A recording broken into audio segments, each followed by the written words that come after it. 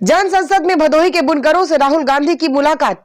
आज नेता प्रतिपक्ष राष्ट्रीय कांग्रेस पार्टी लोकसभा सांसद राहुल गांधी ने नई जन सांसद भदोही के बुनकरों से मुलाकात की और अपने हाथों से बनाया हुआ सुंदर कालीन भेंट किया, जिसमें उनके हुनर, मेहनत और सदियों पुरानी कला की झलक साफ दिखाई देती है। उन्होंने बताया कि कभी कारपेट सिटी कहलाने वाली भदोही आज बदहाली का शिकार है। राहुल गांधी ने कहा, मैंने पहले ही कहा था, ट्रंप का टैरिफ एक आर्थिक तूफान बनकर आने वाला है, जिससे करोड़ों लोगों को नुकसान होगा, मगर नरेंद्र मोदी चुप कर बैठे हैं। आज भदोही के बुनकर उस चेतावनी की जमीनी सच्चाई को बयां कर रहे हैं।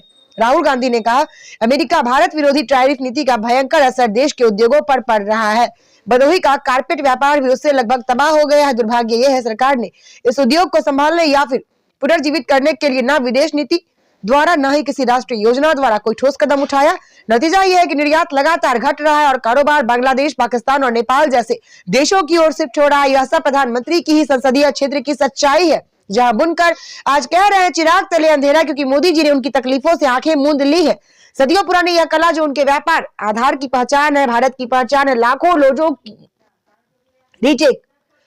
लोगों की रोजी रोटी का साधन है, आज शोषण और सरकारी उपेक्षा का शिकार है। हालत इतनी खराब है कि इन मेहनतकश परिवारों को सस्ती और सुलभ स्वास्थ्य सुविधाएं तक उपलब्ध नहीं है। राहुल गांधी ने कहा कि यही वह छोटा उद्योग और छोटा व्यवसाय है जिसकी मैं लगातार बात करता रहता हूं, जो रोजगार पैदा करता है, अर्थव्यवस्था को मजबूत करता है और देश को आगे बढ़ाता है।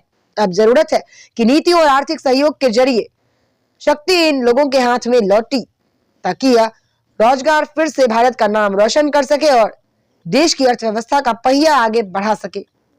रीटेक, अब जरूरत है कि नीतियों और आर्थिक सहयोग के जरिए शक्ति इन लोगों के हाथों में लौटाई जाए, ताकि यह रोजगार फिर से भारत का नाम रोशन कर सके और देश की अर्थव्यवस्था का पहिया आगे बढ़ा सके।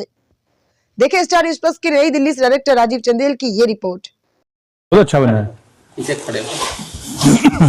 मैं भी आ जाता हूँ, बहुत अच्छा है। आइए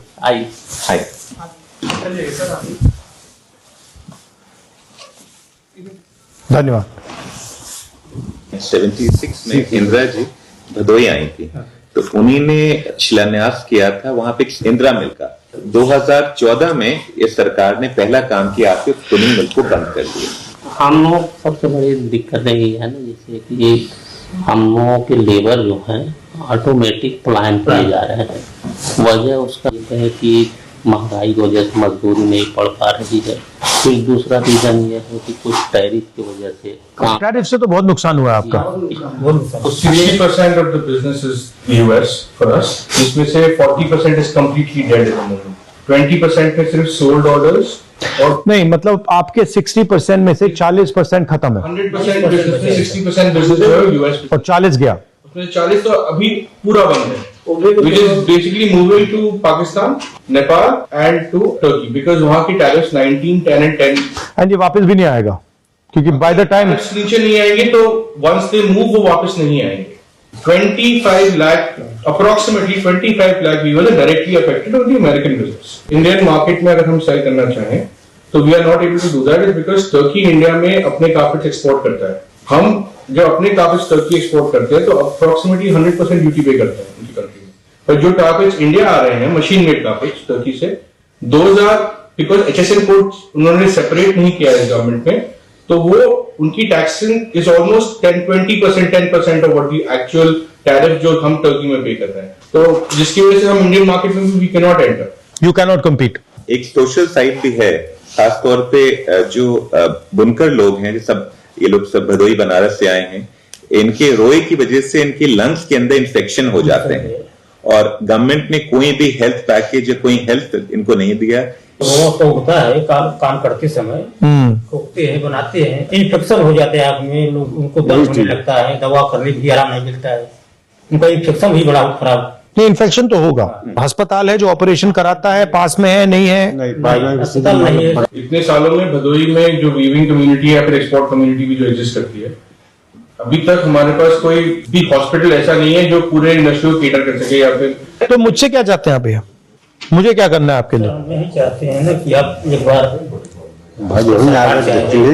भदोही आए, ठीक है, आ सकते हैं जी। और थोड़ा हम लोगों के लिए जैसे कि बात करें जैसे सरकार से कि कुछ हम लोगों के सुविधा के लिए कुछ अच्छा करें, जैसे कुछ पैकेज अलग से दें, जैसे टैरिफ अगर आ गया है तो उसके अलावा कुछ पैकेज वगैरह हम लोगों को अलग से सहायता। ठीक है, तो हम पहले आगे देखते हैं आप क्या कर रहे हो। ठीक है, जब आपकी गवर्नमेंट थी फॉर 2014, इंसेंटिव्स थे 9% of drawback and 7% of import licence. Present scenario में over the last 10 years licenses are zero and drawbacks have come down to 2.5%. So right now with 15% हमारे पास एक बफर था to reduce our prices for the international market, वो आज खत्म हो चुका है।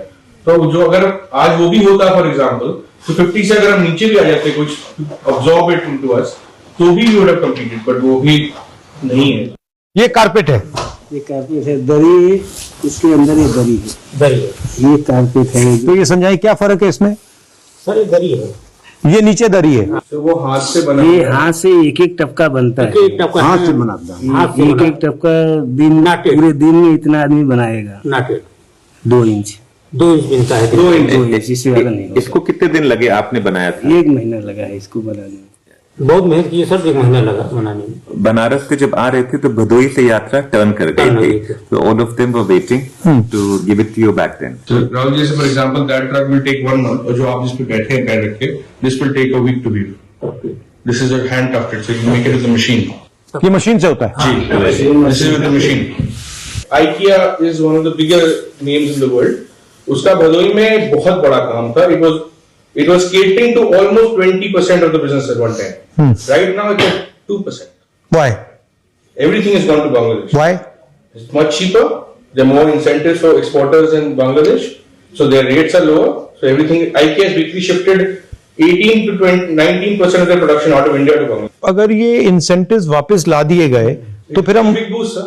हो जाएगा। बहुत बड़ा बूस्ट आएगा सर। सब पाकिस्तान पे टैरिफ 20% है, हम पे 50% है। 50%। एक सबसे बड़ा फर्क ये है कि प्रधानमंत्री की कॉन्स्टिट्यूंसी के आसपास चिराग तले अंधेरा है कि आसपास सिल्क ट्रेड बंद हो रहा है, कार्पेट ट्रेड बंद हो रहा है और मेक इन इंडिया जैसा शैम चलाया जा रहा है। आप लोग के बच्चे जो हैं वो कोई स्कूटर गाड़ी चला रहा है, कोई टेम्पो चला रहा है और ये ट्रेड जो है it's a form of expression, वो खत्म हो रहा है। हमारी जो बिगेस्ट कंपनी है बेल्ट की, which is OBT, the biggest company in India for carpets, they are shifting operations to Nepal because वहाँ 10% है। इस इंडस्ट्री में सर स्मॉल एक्सपोर्टर्स का बहुत बड़ा ग्रुप है, बिग एक्सपोर्टर्स तो बहुत कम है, स्मॉल एक्सपोर्टर्स बहुत ज्यादा है। क्योंकि कॉटेज इंडस्ट्री थी शुरू से, तो 1 करोड़ से लेकर 10 करोड़ वाले सर वो बहुत 90% 80% वही लोग हैं, वो बुरी तरह इफेक्ट हो रहे हैं। बिकॉज हम अगर वर्ल्ड में if you want to go and change our market from US, sir वो एक कंट्री 60% यूटिलाइज करती है हमें, हम उसको अगर वर्ल्ड में जाएंगे तो 60% को हमें डालने के लिए, even if you go to South America, we go to Australia, we go to Japan, we will never get that business.